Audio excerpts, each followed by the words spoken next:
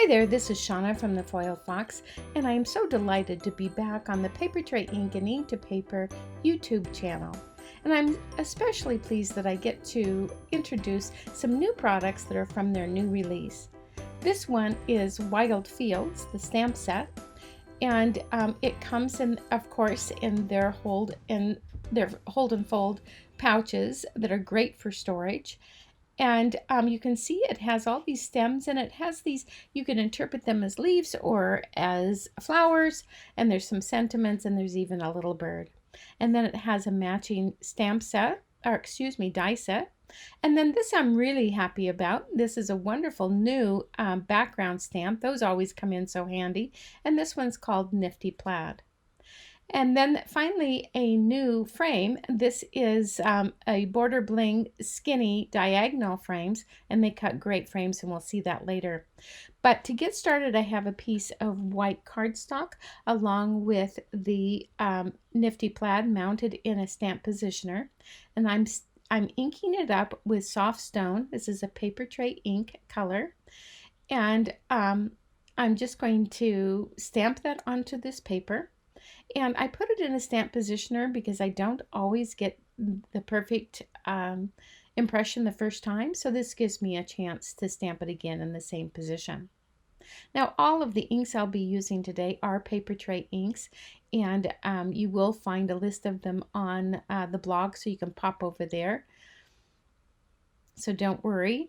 Also at the end, you'll see a list of some of the major products too.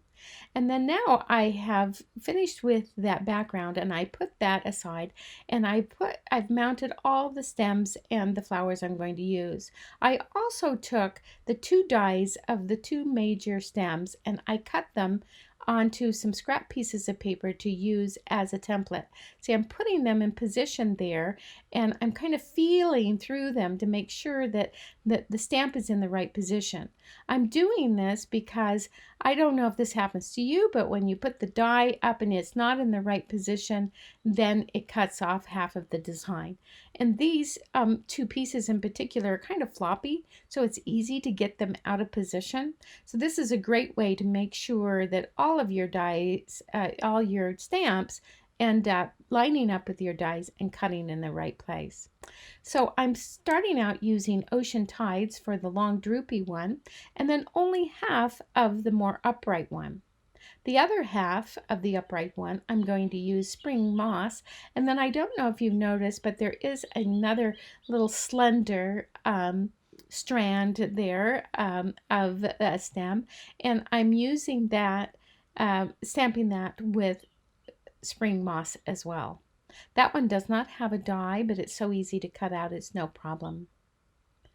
So I'm just stamping those up, and once those were done, I started onto the flowers, and I'm using Harvest Gold, and I'm going to stamp them, and then I'm going to take the Harvest Gold again and stamp them up a second time, but this time I'm going to use a little bit of the Summer Sunrise just in little areas at the bottom and kind of using as shading. And I use my finger to kind of blend them so I don't get a real hard edge. And I just stamp them until I get to the right color. And then I'm wiping them off with a little chamois. This one's from Lawn Fawn. And then I'm stamping up these little purple ones, which are great. I'm using Winter Wisteria and Royal Velvet.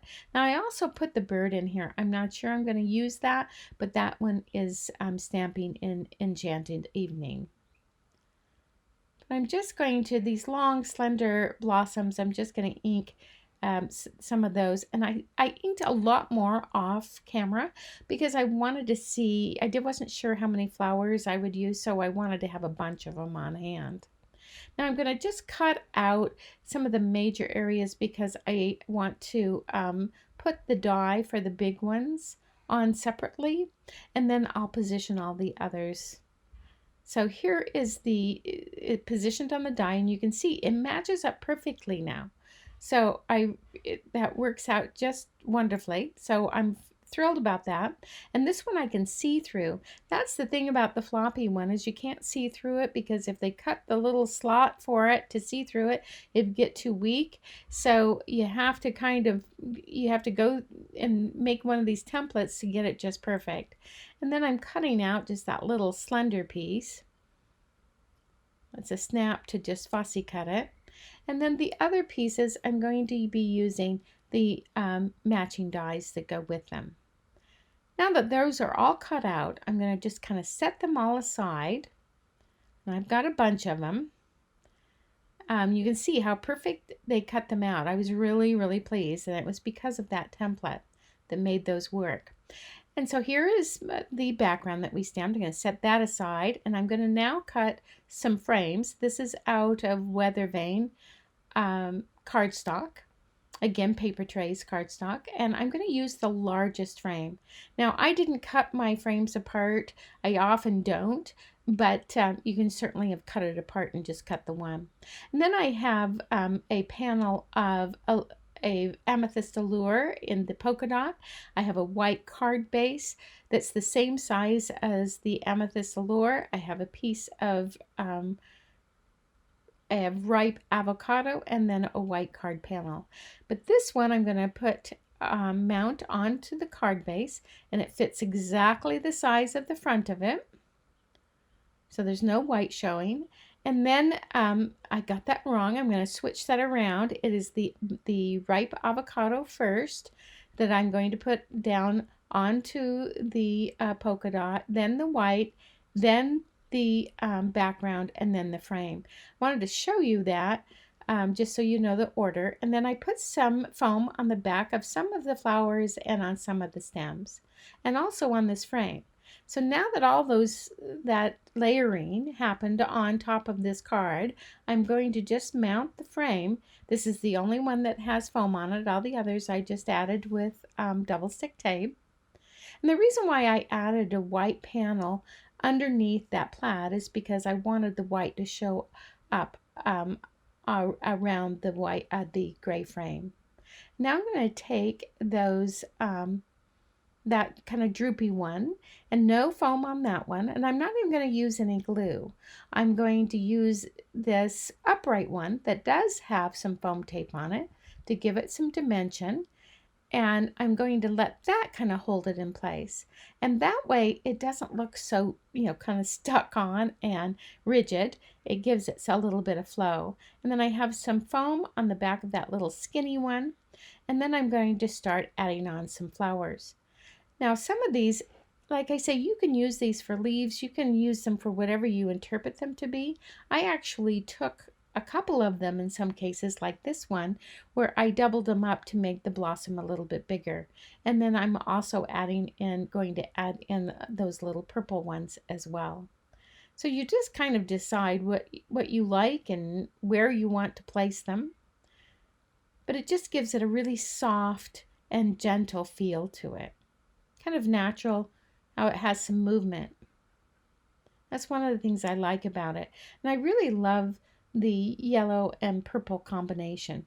I think that works very nicely, especially with those greens. And as always, I have to fiddle a little bit just to get them just the way I want them. Then I'm going to save some aside. Maybe I'll use those later. We'll see. But now I'm going to take out, this is from Pleasing Envelopes Special Delivery. It has this wonderful banner, and I'm going to use that stamp, and I'm going to mount that onto acrylic block. I'm going to, this is vellum, quite a heavy, I think it's like 40 pounds vellum, and I'm stamping inking up the stamp with Versamark ink. And I'm going to stamp that there, and then I'm going to use some white embossing powder and then heat emboss it. And that, I think, will give us a nice subtle banner.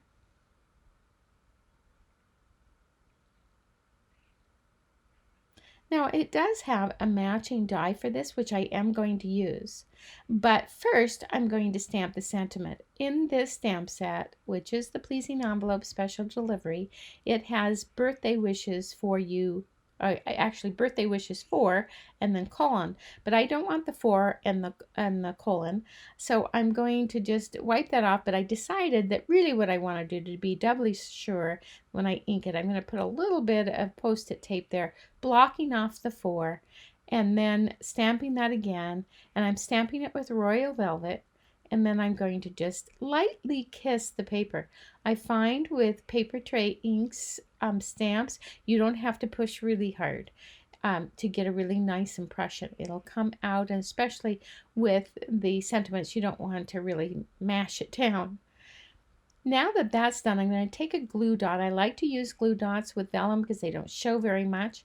And I kind of roll the glue dot a little bit so that it makes kind of a little string of it, I guess you could say. And I'm going to just put it right on where you see the line of the white embossing powder. And you know, the glue dots work very nicely. They stick it, just have the right amount of stick, and it just gets hidden and you don't even see it. Now, especially on this left side, because I've decided I'm going to put a little flower there. But I'm going to take a piece of a little bit of a dot again, roll it up, and then use my little pick there and adhere that on. Then the final step, I'm going to add just a few yellow enamel dots. These happen to be Altenews, but you can use any ones you happen to have around. And there we have it. I just love the way this looks. It has such nice movement to it, and it's so pretty, and the colors are just great. I hope you enjoyed it as much as I did, and if you did, please give us a thumbs up, and if you haven't already, please subscribe. And then be sure to pop over to blog.inkedpaper.com. There's lots more pictures and a complete supply list and tons more inspiration. And here's also a list of some of the few products that are used in this project. And also you can always pop over to foilfox.com as well for more information and products there. Thanks again, and we'll see you next time.